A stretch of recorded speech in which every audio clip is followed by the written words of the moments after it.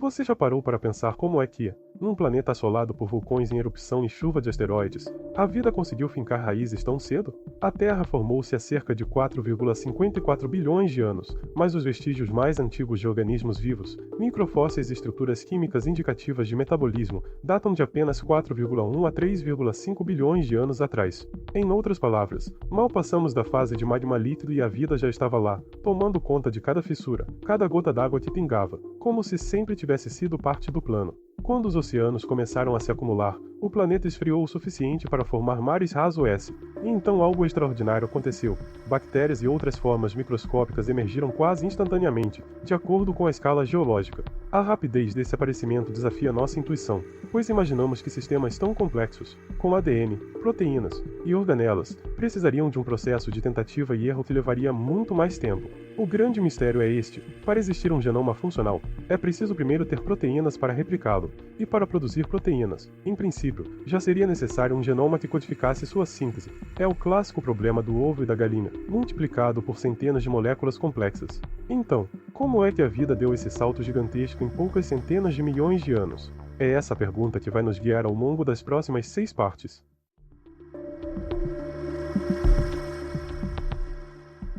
No começo da história da Terra, a superfície fervia. O Adiano, o primeiro e mais violento, foi marcado por vulcanismo intenso, tectônica caótica e impactos incessantes de meteoritos. Imagina um planeta coberto por oceanos de magma e nuvens tóxicas. Era um verdadeiro inferno. Mesmo assim, nesse cenário de destruição, algo mudou radicalmente quando as temperaturas finalmente permitiram o acúmulo de água líquida. Logo que as primeiras águas se estabilizaram, algo como um interruptor cósmico foi acionado. Registros de estamatólitos e assinaturas isotópicas revelam que micro-organismos fotossintetizantes já prosperavam em mares rasos. Esses seres unicelulares colonizaram cada cantinho onde encontrassem nutrientes, reproduzindo-se com uma eficiência impressionante e formando ecossistemas primitivos. Mas volta e meia nos perguntamos: de que material bruto essas primeiras células surgiram? Moléculas orgânicas simples podem ter sido transportadas por meteoritos ou formadas em sopas prebióticas, mas a transição dessas substâncias para um sistema vivo requer coordenação de centenas de reações químicas simultâneas. É quase inimaginável que, por mero acaso, todas essas peças tenham se encaixado tão rapidamente. Para entender essa rapidez, vamos imaginar o genoma de cada organismo como um livro que registra a história da vida.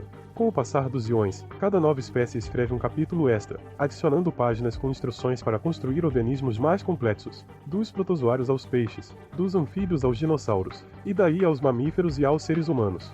Biologistas compararam o tamanho funcional dos genomas de diferentes grupos.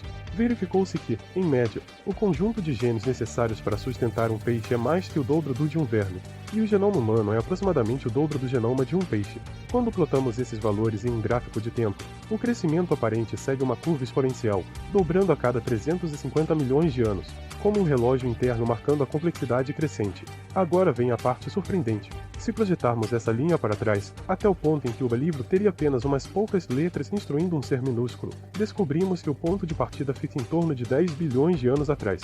Nesse cálculo, a origem da vida antecede em muito a formação da Terra, indicando que nossos ancestrais celulares podem ter começado a evoluir em outro lugar do cosmos, em um mundo muito mais antigo. O que permitiria, portanto, que a vida surgisse tão cedo em outro lugar? Para ser habitável, um ambiente precisa de 2 ingredientes principais: elementos químicos em quantidades mínimas, carbono, hidrogênio, oxigênio, nitrogênio, e um meio líquido onde as reações possam ocorrer. Geralmente falamos de água, mas outros solventes também servem, desde que permaneçam líquidos. Após o Big Bang, o universo passou por uma infância extremamente quente. À medida que expandia, esfriava, e entre cerca de 10 e 17 milhões de anos após o evento inicial, a temperatura média do cosmos caiu para algo entre 0 graus Celsius e 100 graus Celsius. Em outras palavras, por algumas dezenas de milhões de anos, toda a extensão do espaço possuía as condições térmicas ideais para manter água líquida, se houvesse moléculas HO disponíveis. É claro que a água sozinha não faz vida, precisamos de elementos mais pesados, e esses vieram das primeiras gerações de estrelas. Em bolsões onde a matéria se aglomerou bastante, formaram-se estrelas gigantescas que viveram apenas alguns milhões de anos antes de explodir em supernovas, semeando o espaço com carbono, oxigênio e nitrogênio. Assim, antes mesmo de 20 milhões de anos pós-Big Bang, já havia blocos de construção suficientes espalhados pela imensidão. Diante desse cenário, surge a hipótese de panspermia, a ideia de que a vida, ou precursores dela, pode ter sido transportada por cometas, meteoritos ou poeira interestelar, disseminando-se por todo o universo. Se organismos microscópicos tivessem surgido naquela janela quente, poderiam ter ficado adormecidos em cristais de gelo ou dentro de rochas, aguardando futuros habitats.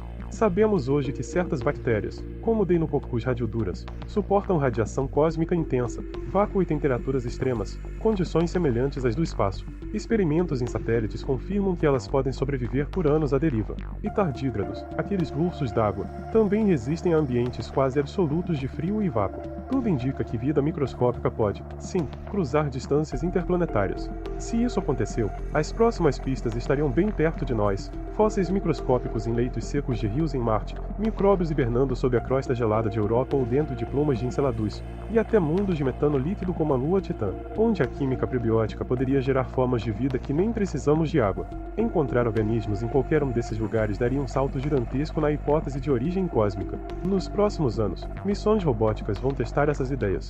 A Europa Clipper, lançada em outubro de 2024, está a caminho de Júpiter e chegará à Europa em 2030. Sua série de 49 sobrevoos medirá a espessura do gelo, analisará a composição química do oceano subterrâneo e buscará moléculas orgânicas que possam indicar habitabilidade ou até traços de vida ativa. Em seguida, a NASA enviará Dragonfly a Titã em meados de 2028, com chegada prevista para 2034. Essa missão inédita usará um drone voador para explorar diferentes regiões da lua gelada de Saturno, coletando amostras de solos ricos em precursores orgânicos e avaliando se reações químicas complexas ocorrem em lagos de metano e etano. Se essas sondas detectarem compostos biológicos ou até vida, seja baseada em água, amônia ou outro solvente, será a prova de que não estamos sozinhos. E se confirmarmos que organismos de origem distinta surgiram em outros mundos, poderemos finalmente entender que fazemos parte de uma vasta família cósmica, unida por ancestrais que nasceram muito antes da Terra existir. E então, qual será o próximo capítulo dessa jornada? Será que encontraremos fósseis marcianos ou micróbios em oceanos gelados? Deixe nos comentários o que você mais espera dessas missões e qual hipótese você acha mais fascinante. A vida reagindo ao calor do universo bebeu ou a longa travessia da panspermia? Se você gostou deste mergulho nas origens da vida, não se esqueça de deixar seu like, inscrever-se no Círculo Celeste e ativar o sininho para não perder nossas próximas explorações pelo cosmos. Até a próxima aventura!